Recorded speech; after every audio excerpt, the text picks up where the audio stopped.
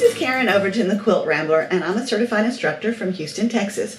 Today I'm going to share with you my love of these two tools from Deb Tucker's Studio 180 design, the Wing Clipper 1 and the Wing Clipper 2. Each of these tools will do multiple size units that are all marked here on the tool. Wing Clipper 1 does the smallest from 1.5 to 1 all the way to 5.5 by 10.5.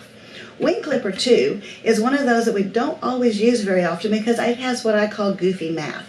But when you need it, you're so glad you have it. 2 by 1.25 up to 10 by 5.25, which is a little bit odd, but when you need it, this is your go-to tool. I'd like to show you today why you need to add this to your toolbox. Making flying geese is a lot of times very challenging for most of us. There's thousands of methods out there. This is the one that works. We start with a large square and 4 small squares. Now the instructions that come with your tool will give you all the sizes to cut these squares based on the increment of flying geese that you're making. So we're going to start off, like I said, with a large square, and I'm going to position 2 of those 4 squares in the corners diagonal from each other. Now I've moved them in a smidgen. There's a reason for that. It helps with our trimming later.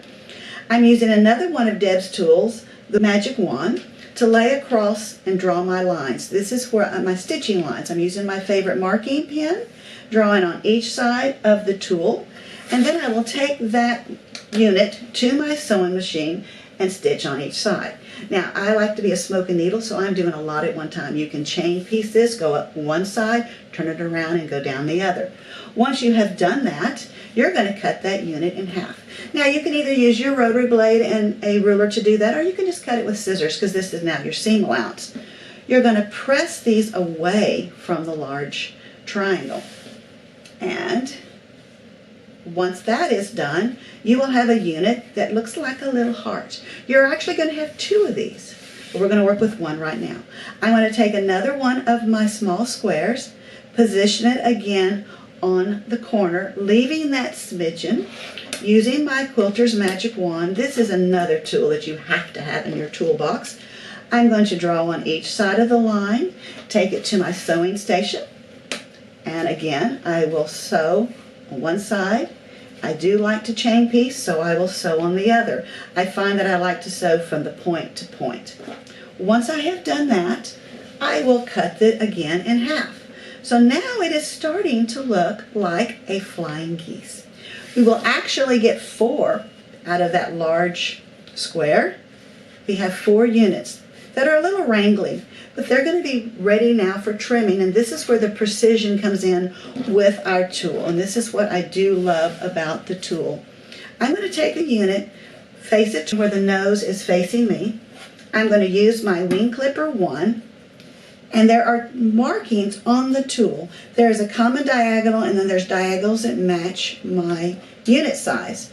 This particular unit is going to be a 2.5 by 4.5 cut. So I have lined up the common diagonal on the seam line, and then the diagonal that matches the size of my unit. If you're left-handed, there are left-handed cutting instructions with the tool, so you can refer to that. I will simply give it just a little smidgen of a trim along the side and along the top, moving those away. Then I'm going to lift the tool, rotate my unit 180 degrees where it's now nose out, reposition my tool over the unit. At this point I have extra guidelines because I have trim, so I have a trim line here and here, and X marks the spot. I love this. I can see where my point is going to be. Because the tool does have the little dotted lines here along the 1/4 inch seam allowance, I can see where I'm going to not cut off my tips, trim the top and the sides. And now I have a unit that is perfectly sized, precision cut to be able to place in my project. What is the beauty of this is because of the precision of the tool, if I line up my geese nose to tail or tail to tail or even nose to nose, I'm going to always have the points in the right correction. My units are always going to be the size they need, and they will play nicely with other units of the same mathematical configurations. This is why, for me, The Wing Clipper 1 and the Wing Clipper 2 are definite tools that I need in my toolbox. I know you're going to enjoy them.